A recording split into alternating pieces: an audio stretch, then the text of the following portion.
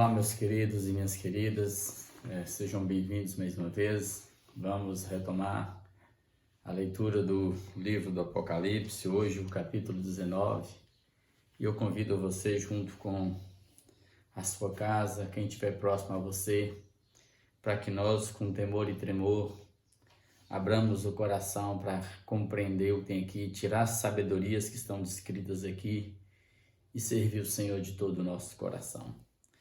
Vamos lá, Apocalipse 19. Depois dessas coisas, depois do que João viu sobre o sistema, a Babilônia antiga, simbolizada, arquetificada por Babilônia, mas que ele sabia ser Roma, que estava dominada pelas bestas, tanto a besta civil, o imperador, quanto a besta religiosa que levava o povo a adorá-los, fazendo de César um deus, como descrito lá no capítulo 13. Depois que ele descreve a queda desse sistema, dessa Babilônia, Roma, ele vem e diz: ouvi no céu uma voz como voz de numerosa multidão. Aí ele vê o primeiro cântico de uma multidão enorme dizendo aleluia, ou seja, aleluia, louvai Iá, Senhor, louvai ao Senhor. É uma expressão constante no Velho Testamento, principalmente. A salvação e a glória e o poder são do nosso Deus. A salvação e a glória e o poder são dos nossos deuses. Então, tudo isso gera em nós e requer de nós gratidão, adoração, porque a salvação e toda glória não é para Roma, é para Deus. A salvação não vem de Roma, não vem da terra, não é do homem, é de Deus. E o poder são do nosso Deus. Deus é que é o Todo-Poderoso. Porquanto verdadeiros e justos são os seus juízos. Olha, então os juízos de Deus são verdadeiros e justos, e são verdadeiros e justos é porque Deus é quem conhece os segredos do coração do homem. Deus é que sabe as luzes que cada um teve. Deus é que conhece todas as coisas e pode julgar com justiça e é verdadeiro, não como o homem, porque o homem não tem misericórdia de ninguém. Deus tem, e é Deus que faz justiça. Pois Deus julgou a grande meretriz, que no caso aqui era a Babilônia, Roma, sistema, que corrompia a terra com a sua prostituição, e das mãos dela vingou o sangue dos seus servos. Os servos na Bíblia aqui, principalmente no Apocalipse, se refere aos mártires, aos testemunhos, aqueles que serviram, que pregaram, que testemunharam de Jesus.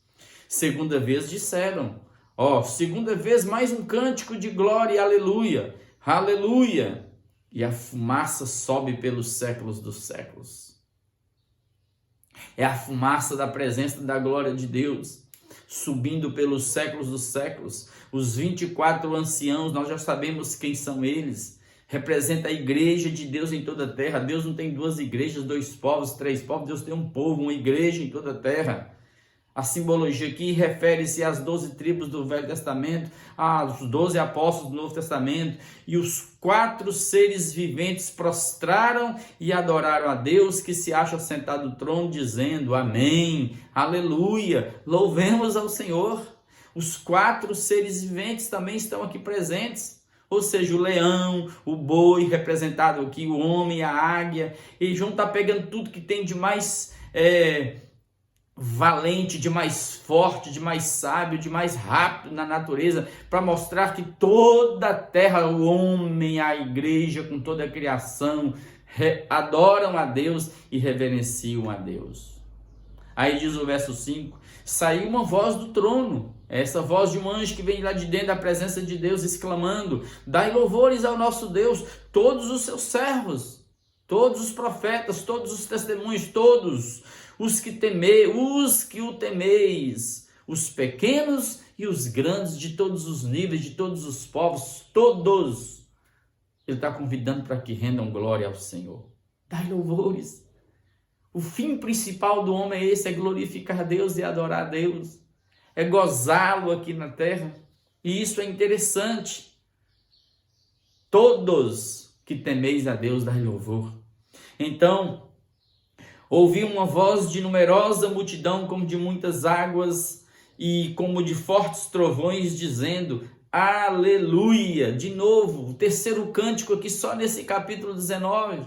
Agora uma multidão de todos os redimidos de todos os cantos da terra, como voz de muitas águas. E que é importante que ele está aqui no mar Egeu, rochoso, de um mar bonito, de um sol que brilha, a força das águas batendo. Eu estou ouvindo todo aquele barulho.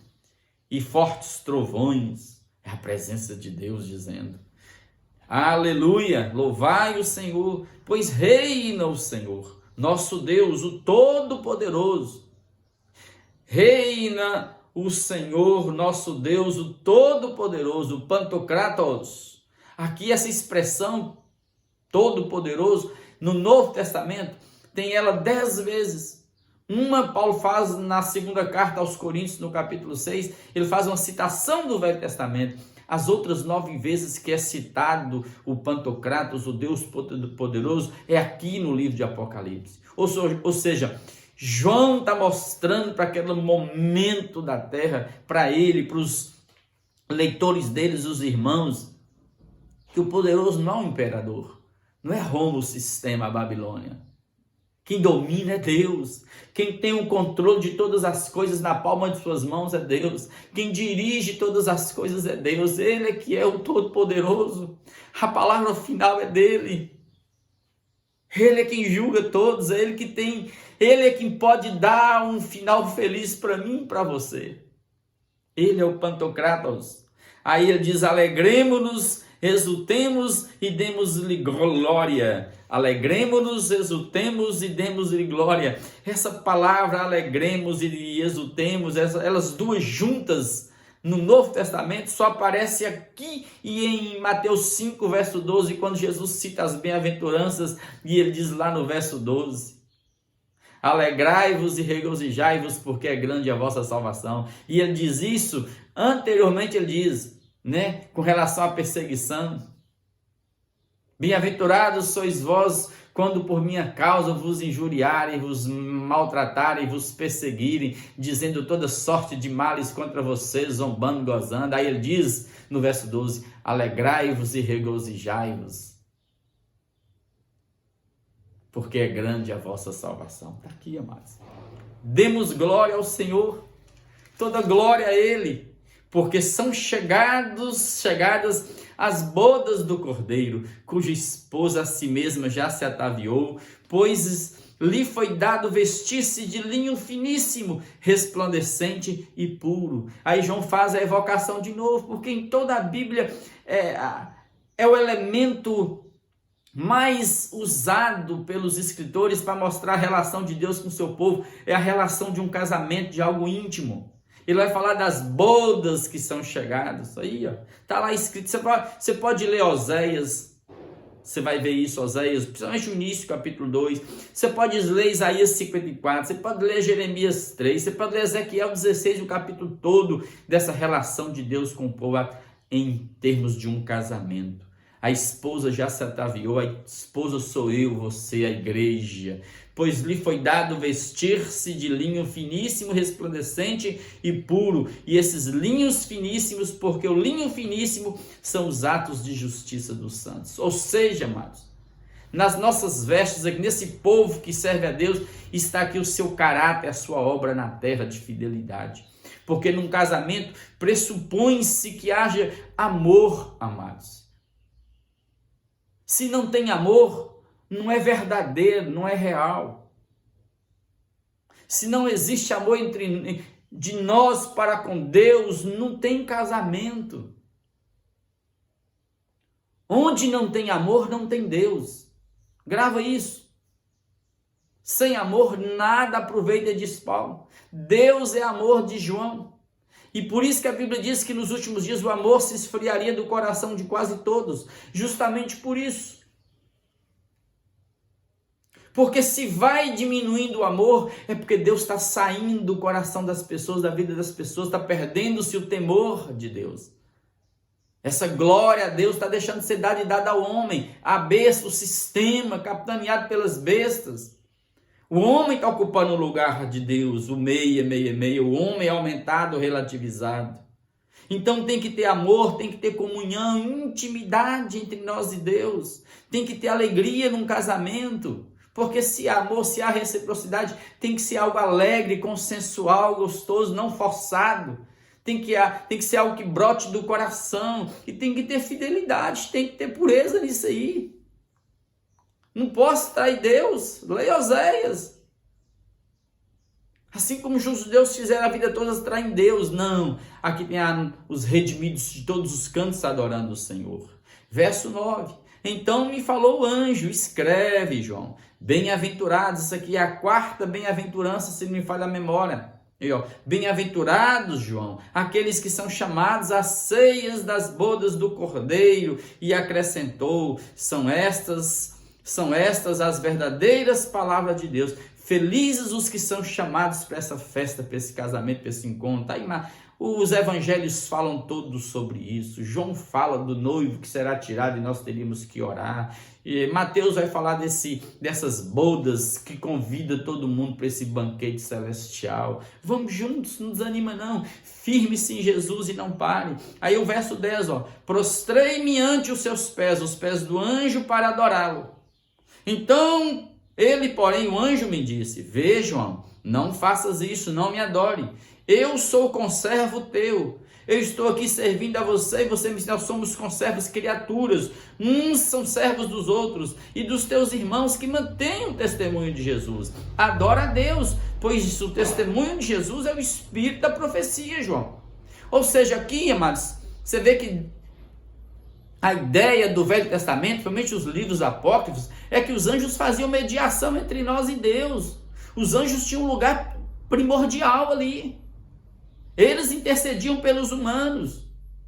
Os gregos, quando eles tinham muitos deuses, os Zeus da vida, todos os deuses, Afrodite que eles tinham para adorar, quando eles vinham, era difícil tirar isso do imaginário, porque na mente de um grego, os deuses não davam muita conta, muita bola para aqui, para a terra, não. Eles relacionavam com a terra por meio desses demônios. Então os anjos eram alvos de muita adoração. Paulo faz essa crítica, culto a anjos. Então João está quebrando o vínculo aqui, mostrando que a adoração só deve ser dada a Deus, porque o resto é criação. E os deuses, eles não existem, são criações humanas, fenômenos históricos do tempo e no espaço criados pelos homens. Não existe deuses, há um Deus. Não adore anjo, não adore ninguém. Lembra? Não adore ninguém. Paulo recusou ser adorado. Lá em Atos, lá em Lícia, quando ele faz uma cura e todo mundo, os habitantes dali querendo adorar Paulo e Silas como Júpiter e Mercúrio como deuses, eles rasgam as vestes, saem do meio do povo e dizem, não faça isso. Sou homem como vocês. Adora a Deus. Pedro faz a mesma coisa lá com Cornélio. Cornélio vem prostra diante de Pedro para adorar Pedro. Pedro, levanta, Cornélio. Eu sou homem como você. A adoração é só a Deus. Um anjo também. Por que nós temos que insistir em adorar qualquer coisa? Adorar homens, adorar pastores, adorar líderes, adorar padres, adorar Maria, Pedro, Paulo, Buda, Maomé, quem quer que seja. Não, amados. Adoração é só a Deus. Então João está rompendo esse grilhão de querer adorar anjo. É por isso que Paulo fala, não é de se admirar que esses demônios, Satanás, se revista de anjo de luz, passando por um anjo para enganar os escolhidos eleitos. Tem muita gente dentro de igreja e adorando demônios, pessoas falando em mistérios em língua através de demônios, e não é de Deus não, que virou palhaçada, um misticismo louco dentro das igrejas. Revelando, mostrando para o povo, até CNPJ do povo, até CPF do povo, identidade do povo, a maior besteira, a maior hipocrisia que existe. Não, amados, a adoração é sincera só a Deus, e Jesus é o espírito da profecia. Ou seja, amados, não somente eu só posso falar com o povo aquilo que eu sei de Jesus, Jesus é que é o espírito dela, assim como também a minha vida no decorrer, no dia a dia, tem que refletir o caráter de Jesus. A vida de Jesus. Jesus é o espírito da profecia. Esse negócio de ficar falando, conversando, falando de Deus, falando de Jesus, sem nada de Jesus, sem o evangelho, sem ler, já era, amados. Tudo se encerra em Jesus. Vocês vão ver aqui agora. Vi o céu aberto, verso 11, e eis um cavalo branco. O seu cavaleiro se chama Fiel e Verdadeiro, e julga e peleja com justiça. Jesus aqui é fiel, é pistos. Você pode confiar nele, ele não vai te trair. Ele é verdadeiro, aletinós. E não só é verdadeiro, ele é autêntico, ele é o único, não tem outro Messias. E João vai pegar no imaginário do judeu a ideia do Messias que viria, todo poderoso, montado em um cavalo branco, carregando uma multidão de gente, pelejando contra os seus inimigos, destruindo, nesse caso Roma, para libertá-los do jugo, do tacão de Roma. Ele vai trazer toda essa imagem que o judeu tem que colocar aqui, para mostrar que esse é Jesus. Diferentemente do capítulo 6 de Apocalipse, que lá não é Jesus aquele cavaleiro montado no cavalo branco. Os seus olhos são como chama de fogo, percruce todas as coisas, as profundezas, julga com justiça. Na sua cabeça há diademas aqui são coroas de rei, não são estérfanos, como está lá no capítulo 6, só de conquistadores da terra, hegemônicos, imperiais, que vêm vencendo e para vencer, não. Aqui é coroa mesmo, diadema, aqui é a coroa de rei. Tem um nome escrito que ninguém conhece, senão ele mesmo. Se é somente ele, por que eu vou especular? É Quírios, Senhor, é Yahvé, é Adonai. Não, aqui é o seguinte, o nome de Deus é o nome de Deus. É outro mistério que tem que ser aquietado no coração. Porque uma das ideias mais importantes é que no tempo dos judeus, quando se conhecia o nome de uma pessoa, você tinha poder sobre a pessoa. Não, ninguém tem poder sobre Deus. É mais um mistério aqui para a gente esperar, para ver naquele grande dia. Naquele dia nada me perguntareis. Verso 13. Está vestido com um manto tinto de sangue, o seu nome se chama o Verbo de Deus, ou seja, está carregado com um manto cheio de tinta, de sangue. E aqui não é porque é alusão à cruz, não, ao sangue dele derramado, não. Aqui é na batalha mesmo, nessa batalha do Armagedon, das forças de Gog e Magog se reúnem na batalha final, e Jesus vem aqui vencendo como um guerreiro. João está trazendo a imagem de uma guerra e Cristo vencendo por ele, salpicado de sangue que não é o sangue da cruz, não. Eu penso que é o sangue dos seus inimigos mesmo nessa batalha travada. Só que ele dá a característica de quem é esse cavaleiro. É Jesus, ele é o Verbo de Deus. É a ideia de João, no princípio era o Verbo e o Verbo estava com Deus e o Verbo era Deus. É o Verbo que se fez carne, a palavra. E a palavra para o judeu é mais do que um som jogado fora. A palavra tinha um poder criador. Jesus é o que cria. E seguiam-no os exércitos que há nos céus, montando cavalos brancos, com vestiduras de linho finíssimo, branco e puro. Pronto, está sendo conduzido. E o cavalo branco aqui era a ideia mesmo de Roma. Roma, quando vinha das vitórias, ele vinha entrando na cidade com carruagens, cavalos brancos vitoriosos. Então é Jesus que vem conduzindo uma multidão de gente vitoriosa em cavalos brancos puros, de linho finíssimo, suas obras. Está lá essa ideia aqui.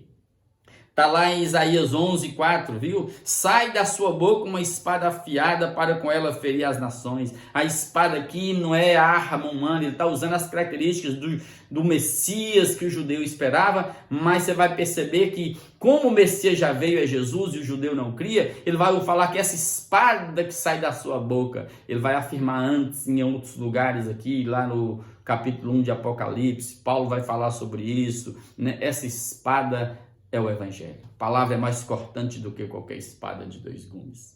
Essa ideia está lá em Isaías 11:4. Pode ir lá e ler, que você vai ver isso lá. E ele mesmo, Jesus, ferirá as nações, né? E regerá com cetro de ferro, e pessoalmente pisará o lagar do vinho do furor da ira do Deus Todo-Poderoso. Ou seja, Salmo 2, verso 9, o reinado do Messias, do ungido de Deus, do Velho Testamento.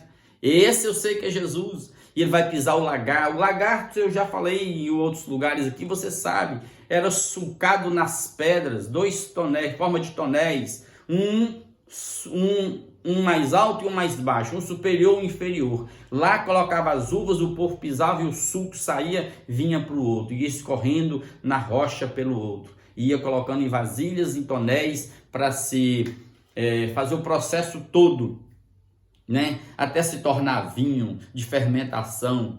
E diz o verso 16: tem no seu manto e na sua coxa um nome escrito, Rei dos Reis e Senhor dos Senhores. Então pronto, está definido. Esse cavaleiro aqui é Jesus. Ele vem para essa batalha final. Aqui é o momento para mim que Jesus vai tratar com o judeu na terra. Não sei em que momento, em que hora, não estou aqui para especular data, não tem a ver comigo isso.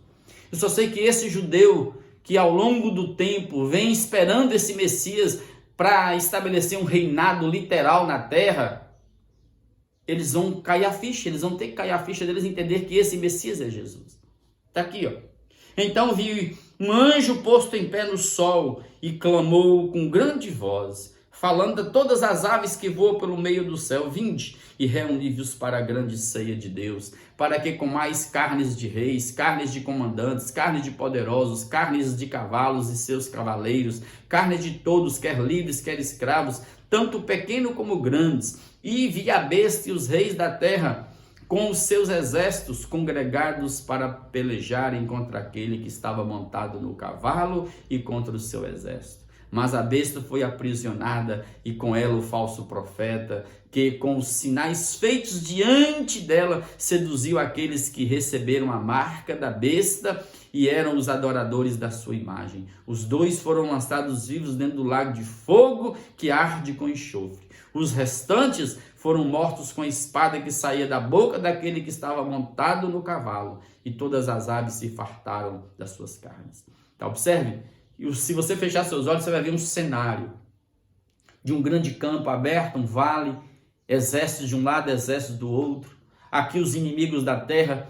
Ele está buscando a alusão aqui a Ezequiel 37, 38, principalmente o 39, onde as forças de Gog e Magog reúnem todos para essa batalha, para esse Armagedon, e vão lutar contra aquilo que se chama Deus, o povo de Deus. Aí Jesus vem nesse cavalo branco, né? Que para eles, os judeus, é o Messias, que eles ainda esperam esse Messias, com essas características humanas de um guerreiro poderoso, conquistador, né? Mas nós, eu e você, sabemos que é Jesus o Messias. Aí Jesus vence essas nações pela espada que sai da boca. O julgamento é através da palavra. Sim, amados. Eu já falei isso várias vezes. Os juízos de Deus são recorrentes. E você percebe que João está evocando as profecias do Velho Testamento, os escritos do Velho Testamento, para aplicar e dizer que esse Messias é Jesus, o Verbo de Deus, o Senhor dos Senhores, o Rei dos Reis. Aquiete seu coração. Ninguém vence Deus, Ele é o Todo-Poderoso. Derrame seu coração diante de Jesus. Entregue-se a Ele. Beba dessa fonte. Confie nele, porque Ele é fiel e verdadeiro. E Ele sabe julgar os segredos do coração do homem. E nós somos julgados pela palavra. Não tem arma, não tem guerras. Com Jesus não. Aquele que põe a mão na espada, pela espada ele morrerá. Eu quero orar com você. Deus, obrigado por essa graça de estarmos aqui, de podermos ler a palavra e saber que o Senhor que é o Todo-Poderoso, e saber que as nações da terra não vão destruir aquilo que se chama Jesus, o Evangelho. Sim, porque o Espírito está aqui, o amor está aqui, nós somos a noiva do Senhor. Que nós queremos te amar de todo o nosso coração e cantar cânticos de louvor e de aleluia e de glória ao Senhor, porque o Senhor é que é Deus, o Senhor é que é o Rei dos Reis, o Senhor dos Senhores, o Senhor é aquele que está sentado no trono e reina poderosamente. É o Senhor quem nos conduz àquele lugar de glória, de triunfo. É o Senhor quem peleja por nós e quem milita por nós e destrói os nossos inimigos. É o Senhor quem cura as nossas feridas. É o Senhor quem, ó Deus, abre a nossa mente e coração para compreender os teus mistérios. Aquilo, Pai, que está acontecendo no chão da terra e nos fazer fortes para esse momento. Sim, corajosos, destemidos, cheios de oração. E nesse instante, faz-nos um contigo aqui. Faz-nos um contigo. Visita os que estão no leito, os que estão machucados, os que estão deprimidos, os que estão cansados, os que estão desesperançados, os que estão, ó Deus, a ponto de dar cabo da vida. Visita-os, restaura, reaviva. Aqueles que se sentem desviados, perdidos na vida, traz, Pai, reúna-os nesse instante. Toca-os cura as feridas, cerca cada casa com a tua glória e repreenda todo o mal, toda seta de Satanás. Ministra sobre o teu filhinho, a tua filhinha nesse instante e fortalece-nos e cura-nos. É em teu nome de Jesus, é em teu nome que nós tomamos posse da vitória. É no poder do teu Espírito que nós habita, na autoridade que o Senhor nos deu, pelo sangue do Senhor, é que nós repreendemos todo o mal e ordenamos a ti, Satanás, pega seus demônios, suas sutilezas malignas, seus demônios disfarçados de luz de anjos, que está agora seduzindo as nações, enganando religiões, conduzindo e reunindo as nações para destruir o que se chama Evangelho, Jesus, que é o Espírito da profecia. Sai agora, sai das nossas vidas, dos nossos filhos, das nossas casas, sai em nome de Jesus, porque nós somos de Jesus, fomos comprados pelo sangue do Cordeiro eterno. Obrigado, Senhor, por tudo. Nós tomamos posse da vitória e te agradecemos pelo milagre em cada vida agora, em nome de Jesus. Amém, amém.